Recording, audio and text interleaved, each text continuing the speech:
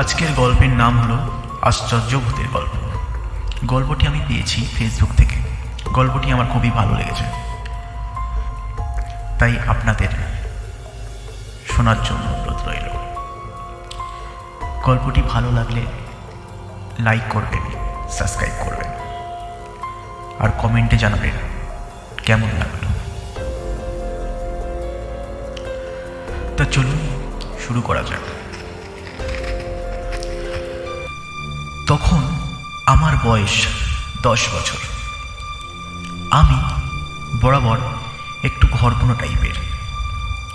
আমার ছোট কাকা ছিল আমার সর্বক্ষণের সঙ্গী। সে ছিল খুব সাহসী এবং বেপরোয়া, আর তার উপর গ্রামে থাকে সে, কিছুই ভয় পেতেন না সে। তো এবার আসল ঘটনায় আসা যাক। ভাদ্র মাস, তাল পাকার মাস। তো একদিন রাত 4টের সময় সে গেল তাল কুড়োতে, কিন্তু সেদিন কপালে তাল ছিল না। কেউ তার আগে তাল নিয়ে গেছে। ভীষণ রেগে গজগজ করতে করতে সে বাড়ির দিকে রওনা দিল। তাল গাছটা ছিল একটা মন্দিরের পাশে, আর চারদিকে ছিল ঘন জঙ্গল। তো যখন সে রওনা দিল, হঠাৎ জঙ্গলের ভিতর থেকে কেউ একজন পরপর 3 বার তার নাম ধরে ডাকল। যেহেতু সে প্রচণ্ড সাহসী, সে সাড়া না দিয়ে বাড়ি চলে গেল। কিন্তু তারপর থেকে তার মনে হয় কেউ তার উপর সবসময় নজর রাখছে। সে আমায় সব বলে, আর এও বলে আমি যেন তা কাউকে না বলি। তো আমি তা করলাম, কাউকে আর বলিনি।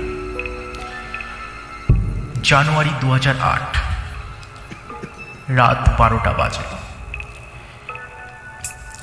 সে বাথরুমে গেছে। তো বাথরুম সেরে সে বাইরে এলো। হঠাৎ লাইটের আবছা আলোয় সে দেখল একটা মানুষের মতন একটা ছায়া তার সামনের দিক থেকে পূর্ব থেকে পশ্চিম দিকে চলে গেল। যেহেতু গভীর রাত, সে ভাবল হয়তো চোর এসেছে, তাই কাকু তার পিছন নিল। আমাদের বাড়িতে 4টে ঘর। আমাদের ঘর দক্ষিণমুখ।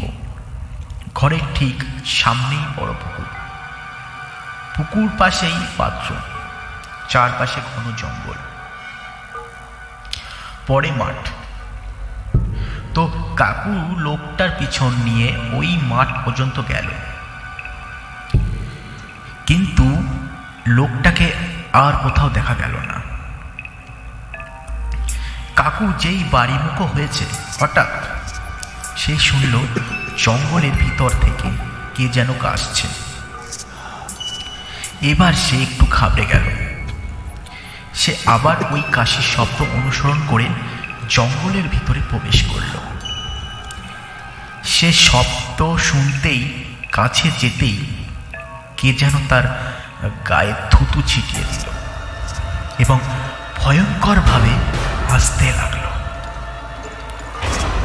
কাকু আর নিজেকে সামলাতে পারল না, দিল দৌড় এবং দরজার কাছে এসে জ্ঞান হারাল।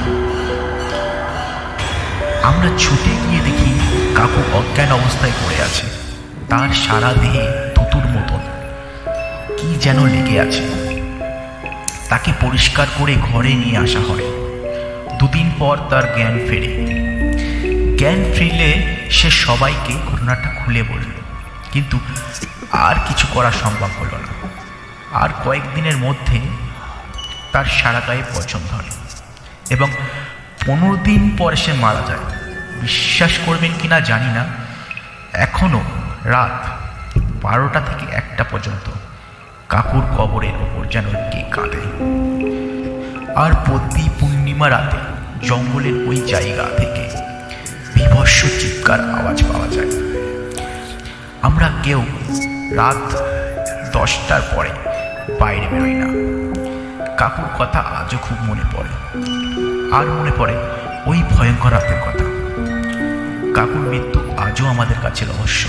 আরও অবাক লাগে, একবার থুতু দিলে কিভাবে একজন পূর্ণবয়স্ক মানুষ পুরোপুরি ভিজে যায়। গল্পটি কেমন লাগলো? যদি ভালো লাগে লাইক করবেন, কমেন্টে বলবেন, আর যদি আপনাদের কাছে কোনো গল্প থাকে আমাকে শেয়ার করবেন। আপনাদের গল্প নেক্সট এপিসোডে নিয়ে আসবো। নমস্কার।